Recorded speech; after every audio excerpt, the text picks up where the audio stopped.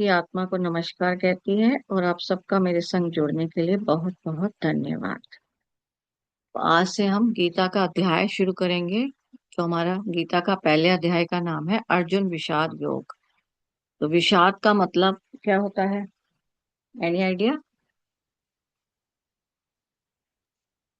सो शोक। विषाद एक, हाँ, शोक। विषाद जो है आपका शोक होता है, या मतलब आप कह सकते हैं कि मानसिक व्याकुलता। तो अर्जुन का विषाद योग में हमारे में इसमें क्या बताया गया है कि अर्जुन जैसे युद्ध स्टार्ट होना है उसको रात से ही ये भय, और उसको भय होने लग गया कि क्या करूं, मैं युद्ध करूं ना करूं। वो दो विकारों में फंस गया कि युद्ध करूं या ना करूं। तो हमारी बॉडी में क्या होता है, हमारी बॉडी में अगर हम ध्यान से देखें तो हमारी बॉडी में दो नाड़ियां हैं, ईड़ा नाड़ी और पिंगला नाड़ी। एक ईड़ा नाड़ी कहलाती है आपकी चंद्र नाड़ी और पिंगला नाड़ी कहलाती है आपकी सूर्य नाड़ी। तो ये जब द्वंद पैदा हो जाता है, चाहे वो मोह से पैदा हुआ हो, कोई भी टाइप का विकार पैदा हो जाता है, तो वो आपका क्या करता है, ये दोनों नाड़ियों में आपका पेंडुलम की तरह मूव करता है। तो आपका ईड़ा नाड़ी आपको बोलती है नहीं ये मत करो, पिंगला नाड़ी कहती है नहीं ऐसे ही करो। तो एक नहीं कह रही होती है और एक हाँ कह रही होती है।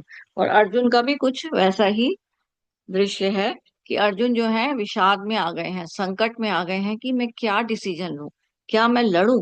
तो उनको ये लगता था कि अरे अगर मैं लड़ता हूं तो मेरे ही सामने मेरे ही भाई बंधु हैं, तो मैं उनको कैसे मार सकता हूँ। और दूसरा उनमें दिमाग में क्या आ रहा है कि भय, कि अगर मैं अब युद्ध को, अगर अब मैं युद्ध को मना करता हूँ तो क्या होगा कि वो लोग मुझको मार देंगे। या तीसरा उनके अंदर क्या आ रहा था विकार, कि अगर, अब उनको भ्रम क्या आ रहा था, अगर ये नहीं है, अगर वो लोग मुझे भी नहीं मारते, तो अगर मैं अब इस समय युद्ध को छोड़ता हूँ, तो मैं लड़ाई को छोड़कर जा रहा हूँ, तो दुनिया क्या कहेगी। तो हम सबके साथ भी ऐसा ही है कुछ, हम द्वंद में फंस जाते हैं कि दुनिया क्या कहेगी। तो हमारे अंदर एक भ्रम है कि दुनिया क्या कहेगी, तो हम जो भी कार्य कर रहे हैं हम इस पर्पज से कर रहे हैं कि दुनिया क्या कहेगी। और दूसरा आपके पास हमारे अंदर भ्रम क्या है, भय है एक। भय क्या है कि करूं ना करूं, डर है, डर लग रहा है कि करना है या नहीं करना है। और एक हमें मोह घेर लेता है। तो अर्जुन का भी वही विषाद योग है कि वो उनमें ये तीनों चीजें, भय, मोह और भ्रम से वो घिर गए थे और उनको विषाद हो गया था ना। अभी यहाँ पर कृष्ण जी क्या थे, कृष्ण जी जो थे वो एकदम सहज थे, मौन थे, शांत थे। तो कृष्ण जी एक्चुअल में क्या थे, यहाँ पर इसके बीच में सुषुम्ना नाड़ी होती है जो एकदम स्ट्रेट है, और कृष्ण जी वहां वास कर रहे थे। मतलब जो होगा अब देखा जाएगा, अब तो हम वॉर फील्ड में आ गए हैं, अब आगे हमको वॉर ही करना है। तो जो पहले हमको सोचना था कि वॉर करनी है या नहीं करनी है, तो अब हमारे पास सिंपली है कि हमें वॉर ही करनी है। तो ये हमारा इसके इससे तात्पर्य है कि अर्जुन विषाद योग, इसलिए इसका नाम दिया गया है। अब इसका पहला श्लोक है, धर्म क्षेत्रे कुरुक्षेत्रे समवेता युयुत्सवः मामका पांडवा शचैव किम कुर्वत सजय। ना इसमें अब आप बेसिकली क्या बता रहा है, वही जो मैंने आपको पहले भी बोला कि इसमें अर्जुन की मानसिक संघर्ष को बता रहा है और कृष्ण जी मौन खड़े हैं। तो आपका बेसिकली क्या है कि हमारा कुरुक्षेत्र का मतलब होता है कुरु, कुरु मतलब होता है करो। तो अर्जुन को हम मन मान के चल रहे हैं। तो मन हमेशा क्या कहता है, कुछ करना चाहता है, कुछ भी, कुछ भी करना चाहता है। चाहे कभी कभी विचार से घेर रहा है हमको, कई बार हमारे को किसी और चीज से घेर रहा है, कभी हमारे अंदर कोई द्वंद पैदा कर रहा है। तो हमेशा वो काम करना चाहता है। तो हमारी जो बॉडी है वो कुरुक्षेत्र है, जिसमें हम कुछ ना कुछ करना चाहते हैं, कुछ ना कुछ प्राप्त करना चाहते हैं। तो वही अगर हमारी बॉडी में, अगर हमारे उसके लिए सहजता आ जाती है, तो हमारा क्या हो जाता है, हमारी वही बॉडी धर्म क्षेत्र हो जाती है, वही बॉडी में शांति आ जाती है। तो वही बॉडी हमारी धर्म क्षेत्र। तो अभी हमारे में क्या होता है, हमारे अंदर वृत्तियों से घिरे हुए होते हैं, हम हर समय कुछ करना चाह रहे हैं, कुछ करना चाह रहे हैं। तो हम हमेशा कुरुक्षेत्र में हैं।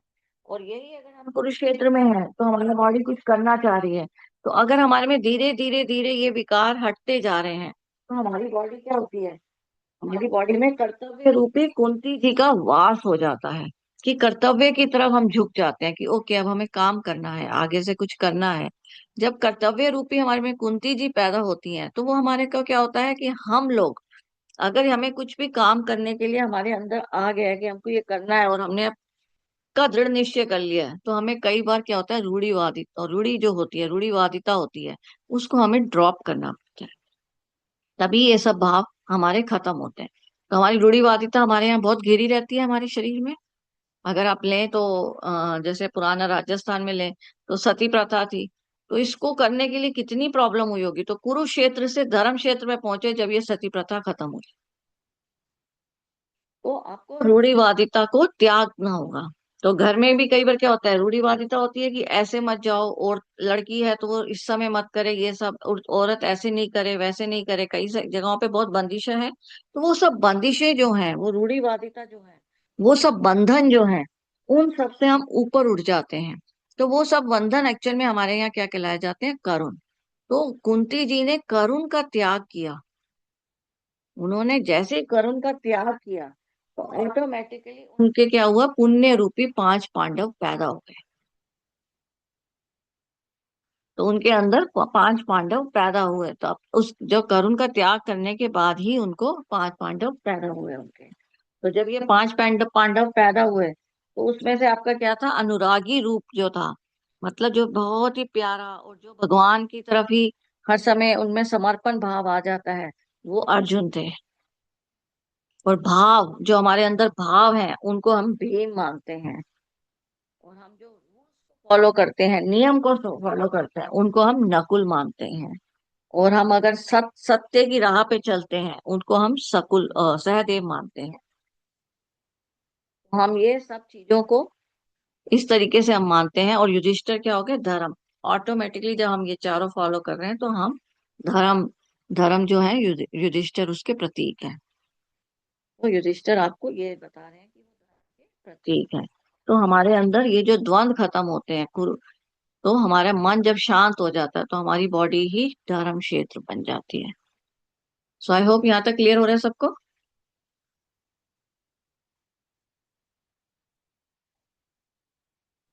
जी मैम। सो अब अगर हम यहाँ पर लें, तो हमारे में क्या है कि हमारी हमारा भी हम लोग अगर मन के घेरे में है, हमें पता ही नहीं है, उसकी अज्ञानता है। तो हमारा मन के अंदर हम घिरे हुए हैं, मन हमारा जो भी चाह रहा है हम उसके हिसाब से चलते जा रहे हैं।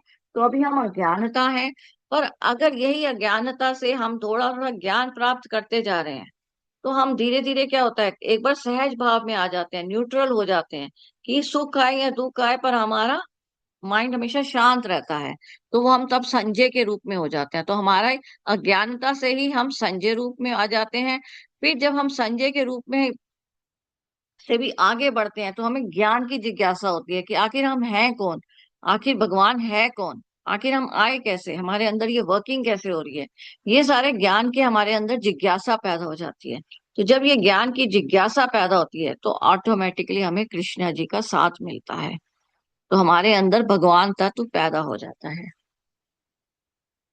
तो ये हमारी यात्रा जो है, धृतराष्ट्र से बनने की, और संजय से अर्जुन बनने की, और अर्जुन से कृष्णा बनने की हमारी ये यात्रा है। मतलब कुरुक्षेत्र से स्टार्ट हुए और हम कहाँ पहुंच गए, धर्म क्षेत्र पे।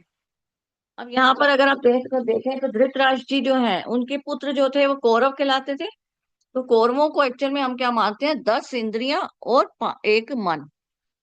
तो इन सबको हम कौरव मानते हैं। तो हम जब इन सब के लिए अज्ञान है, तो उनके राजा कौन है, धृतराष्ट्र, मतलब अंधे हैं। अगर हम उन सब के लिए अज्ञान है, तो हम सब क्या है, धृतराष्ट्र की तरह है।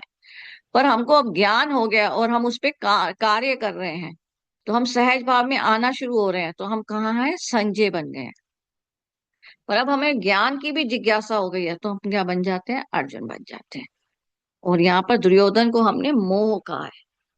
अब हमारे यहाँ क्या था कि धृतराष्ट्र जी तो अंधे ही थे। तो धृतराष्ट्र तो अंधे थे, पर उसके साथ जब उनकी वाइफ थी, जो गंधारी जी थी, उन्होंने अपनी आंखों में वैसे पट्टी बांध ली। तो मतलब धृतराष्ट्र तो अंधे थे, अगर उनकी वाइफ ने भी पट्टी बांध ली, तो मतलब अज्ञानता ही अज्ञानता, कि अगर तुम नहीं समझ रहे तो मैं भी नहीं समझ रही। तो उससे हमारा क्या हुआ, उससे जो दुर्योधन हुए, उनको कोई भी ज्ञान देने के लिए था ही नहीं। माँ बाप तो दोनों आंखों में पट्टी बांध के बैठे हुए हैं, राइट। तो उनको ज्ञान देने के लिए कोई था ही नहीं।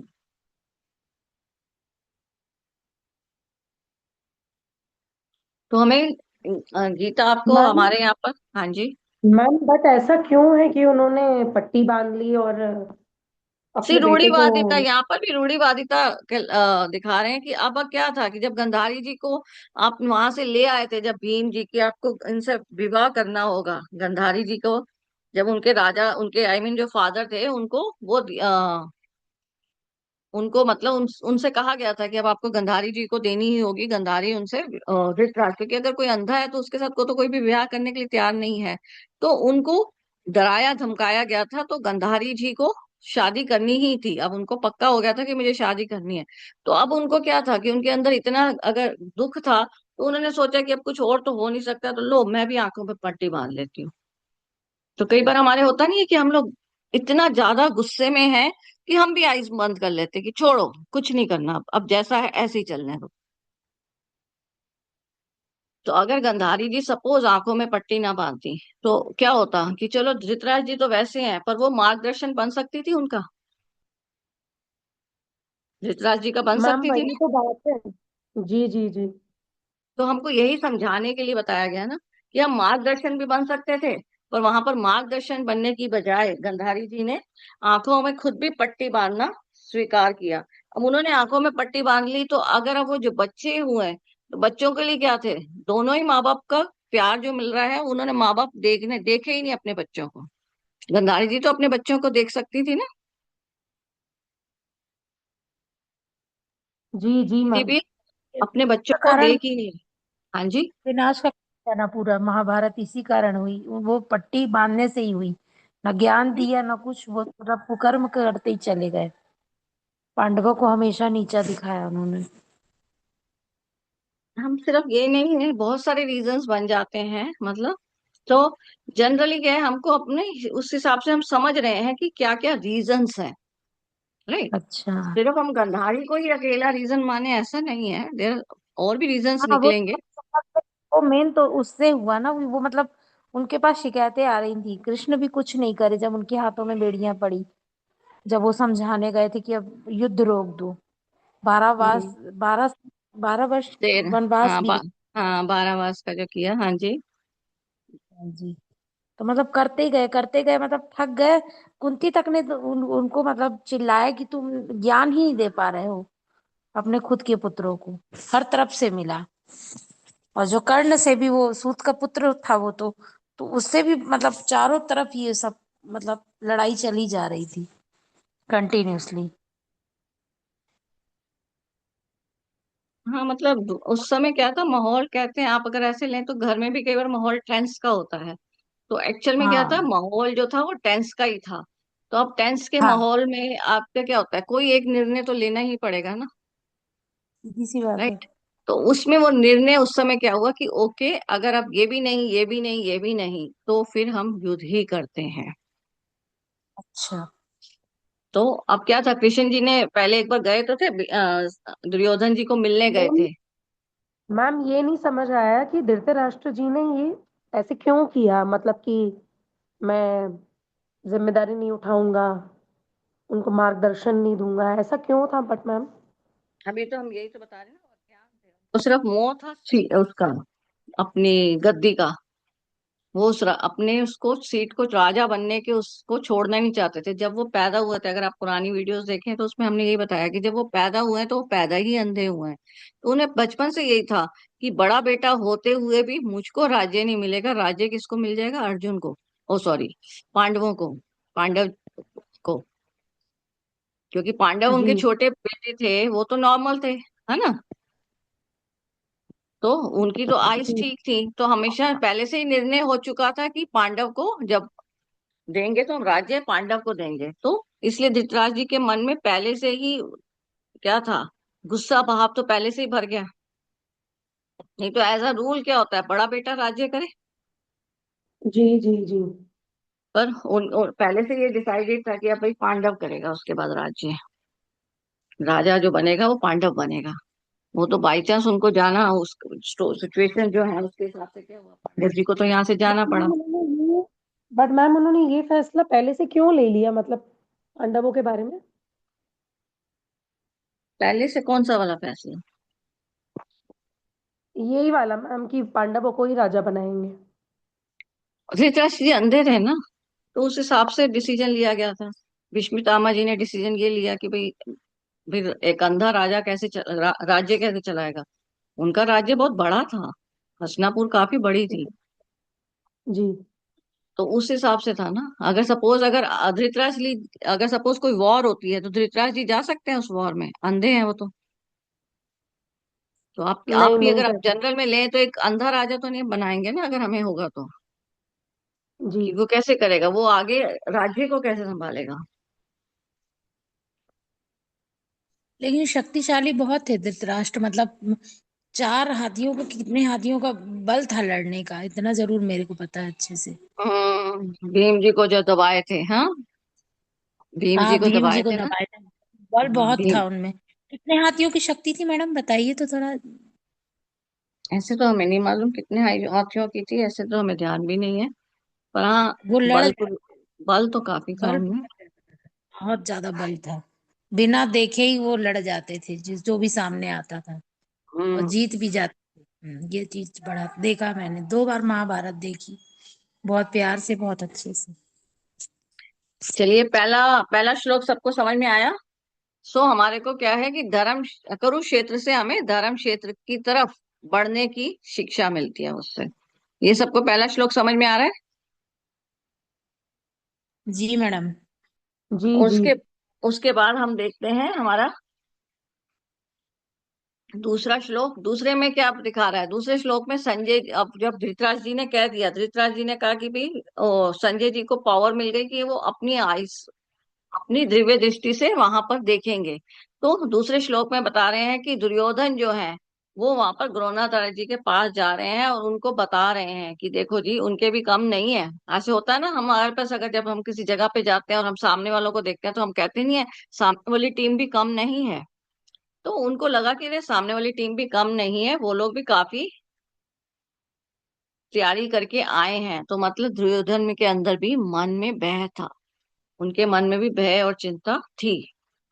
तो दूसरे श्लोक में हमको बताया जा रहा है कि उनमें, दुर्योधन में भी, हमारे उस उनके मन में भी भय और चिंता थी। और उसी भय और चिंता के लिए हमारा क्या था, उसकी उसी भय और चिंता के लिए दुर्योधन जी ने, इसी के आगे के श्लोकों में अगर आप देखें तो दुर्योधन जी ने क्या कहा था। दुर्योधन जी ने उनको बोला था, द्रोणाचार्य जी को, कि भीष्म पितामह जी का रक्षा करना हमारा मेन काम है। तो 10वें और 11वें श्लोक में अगर हम देखें तो उन्होंने ये बोला कि भीष्म पितामह की रक्षा करो, क्योंकि भीष्म पितामह ने क्या किया हुआ था, प्रतिज्ञा ली हुई थी। भीष्म पितामह जी ने प्रतिज्ञा ली हुई थी कि मैं जब तक जो हमारा राज्य है मैं उसकी रक्षा करूंगा।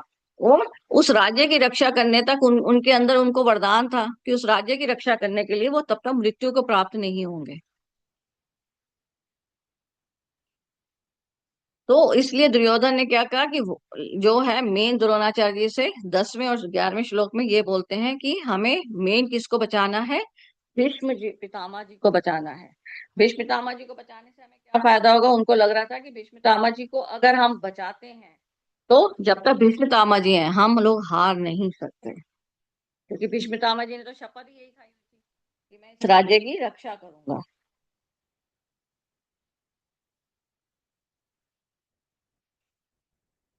भीष्म पितामह जी ने यही वो खाई हुई थी ना शपथ। हाँ, क्लियर हो रहा है सबको।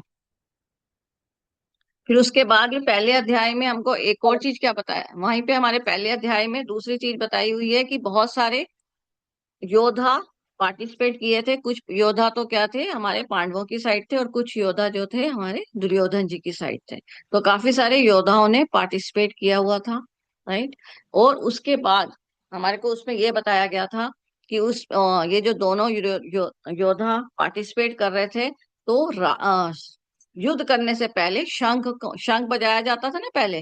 तो युद्ध करने से पहले भीष्म पितामह जी ने, कृष्ण जी ने, इन सब ने भी शंख बजाया। तो इन सब ने भी शंख बजाया। तो यही आपका पहले अध्याय में दिया गया है। तो पहले अध्याय में अगर हम देखें तो मेन हमको ये बताया गया है कि कुरुक्षेत्र, मन में विजय प्राप्त करते करते करते हमारा ही बॉडी क्या हो जाएगा, धर्म क्षेत्र बन जाएगी। तो आई होप सबको फर्स्ट चैप्टर क्लियर हो रहा है। फर्स्ट चैप्टर में और कुछ खास नहीं है उसमें।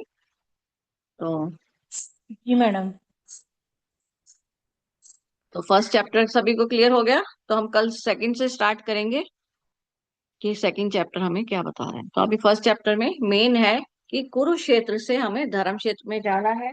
और कुरुक्षेत्र हमारी बॉडी मतलब क्या है, मन के विकारों से घिरी हुई है, जिस पे हम विजय प्राप्त करते जाएंगे तो धीरे धीरे धीरे हम ही भगवान रूपी कृष्ण जी बन जाएंगे। हम अपनी आत्मा के दर्शन कर लेंगे। और उसके लिए हमें क्या करना होगा, हमें कर्तव्य करने होंगे, हमको सत्य का साथ देना होगा। और कर्तव्य करने के लिए हमें रूढ़िवादिताओं को छोड़ना होगा। तो इसलिए कुंती जी को हमें बताया गया है कि कुंती जी ने कर्ण जी को छोड़ा, उनका त्याग किया। तो गीता हमको एक्चुअल में त्याग ही बताती है। अगर आप गीता को ध्यान से देखें तो गीता गीता गीता गीता कहते जाए तो ऐसा लगेगा ना, तागी तागी तागी तागी, त्यागी। तो गीता हमको त्याग की भावना सिखाती है। तो गीता को अगर कॉन्टिन्यूसली आप बोले भी गीता गीता गीता गीता गीता गीता गीता ता गीता गीता गीता गीता ऐसे ऐसे लगेगा। तो कॉन्टिन्यूसली जैसे हम त्याग कई बार त्याग राम राम कर। राम करते हैं तो मरा मरा नहीं लगता, एक साथ जी। बोले तो इसी तरह उसमें क्या है कि गीता को उल्टा होता ही वो तागी बन जाती है, मतलब त्याग। तो गीता हमें त्याग बताती है। तो पहले चैप्टर में हमें किस चीज की त्याग का बताती है, कि मन के विकारों का त्याग, रूढ़िवादिताओं का, बंधनों का त्याग करना होगा। ये हमें पहला चैप्टर बता रहा है। और यही अब हमें त्याग कैसे करना होगा वो धीरे धीरे हमारा आगे के चैप्टर्स में हमें क्लियर होगा। तो पहले चैप्टर में हमें मेन पता चला कि हम द्वंद में फंसे होते हैं। तो हमारी ईड़ा और पिंगला नाड़ी जो है वो दोनों क्या करती हैं, एक हमें यस कहती है और दूसरी हमको नो कहती रहती है। हम एक पेंडुलम की तरह घूमते रहते हैं। तो आज का यही है। इनमें से किसी को कोई डाउट मैडम है? 5 इंद्रियां बता दीजिए, 5 इंद्रियां बता पांच दीजिए, इंद्रियां थोड़ा सा आपकी क्लियर आंख हो। से आप देख रहे हैं, कान से आप सुन जी। रहे हैं, राइट, जी। मुंह से आप बोल हाँ। रहे हैं, और स्किन हो गई हाँ। आपकी टच के लिए। ठीक है ना? अच्छा। तो स्किन आपकी टच के लिए हो गया, चौथा हाँ। राइट। पापा कर्म। हाँ नहीं, मन आपका ना, क्या पांचवा क्या? मन, आंखें, कान, मुंह आंख, और स्किन। हाँ स्किन और अच्छा, यही पूछना था बस। बाकी तो अच्छा क्लियर हो रहा है, फर्स्ट चैप्टर अच्छा क्लियर हो गया भगवत गीता का। चलिए यहीं तक आज के लिए इतना ही। बहुत बहुत ठीक। धन्यवाद। धन्यवाद मैडम, आपका बहुत ज्ञान है, आप ज्ञान से भरे हो एकदम। जय श्री कृष्ण मैम। जय श्री कृष्ण। चलिए ठीक है, धन्यवाद, बहुत बहुत धन्यवाद। बहुत बहुत धन्यवाद, थैंक यू।